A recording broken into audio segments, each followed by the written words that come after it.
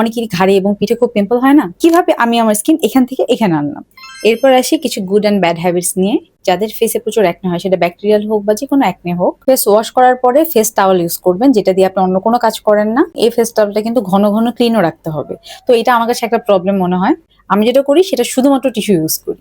Face টাওয়ালের উপরও আমার ভরসা উঠে গেছে, আমি শুধুমাত্র ফেস টিস্যুর উপরই ভরসা রাখি।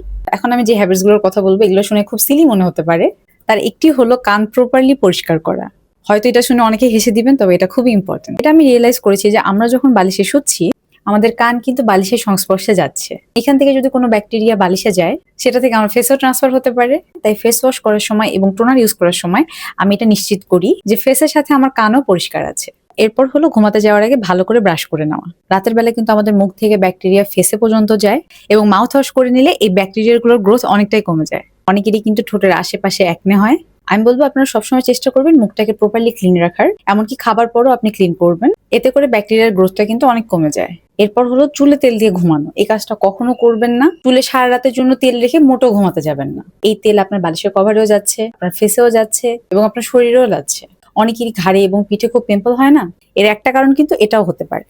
এখন স্কিন কেয়ার করে কোনো লাভ নাই যদি আপনি বালিশের কভারই চেঞ্জ না করেন। জি, বালিশের কভার আমাদের ফেসের বেশিরভাগ ব্যাকটেরিয়াই ক্যারি করে। আমি বেশ কিছু ভিডিওতে দেখেছি যে সপ্তাহে 1 দিন বা 2 দিন করে বালিশের কভারটা ওয়াশ করতে বলে।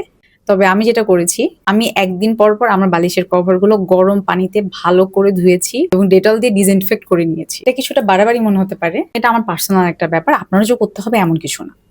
এবং অবশ্যই বাইরে থেকে বাসায় আসলে ফেসটা ভালো করে ক্লিন করে নিবেন। সেটা মাইসেলার ওয়াটার হোক বা ক্লিনজিং অয়েল হোক, যেটা আপনার জন্য ভালো হয় আপনি সেটা ইউজ করেন। তবে ফেসটাকে প্রপারলি ক্লিন করতে হবে। এবং আরেকটা ব্যাপার, এটা হয়তো খুব গুরুতর মনে হয় না, তবে আমি এটা মেনটেন করি তাই বলছি। সেটা হলো আপনি যে রুমে থাকছেন সেই রুমের জন্য আলো বাতাস ভালোভাবে পাস হয়, মানে ঘর যেন গুমোট বা ড্যাম না হয়। ভেজা ঘর বা ড্যাম ঘরে কিন্তু এই প্রবলেমগুলো একটু বাড়তে পারে। তাই ঘরে পর্যাপ্ত পরিমাণ আলো বাতাস যাওয়াটাও কিন্তু ইম্পর্টেন্ট। তো যারা এতক্ষণ আমার পকপক শুনেছেন, প্লিজ কমেন্ট করে জানাবেন আমি নেক্সট পার্টে ওয়েট লস নিয়ে কথা বলবো না স্কিন কেয়ার প্রোডাক্টস নিয়ে কথা বলবো। এবং আজকের মতো জ্ঞান দেওয়া এখানেই শেষ।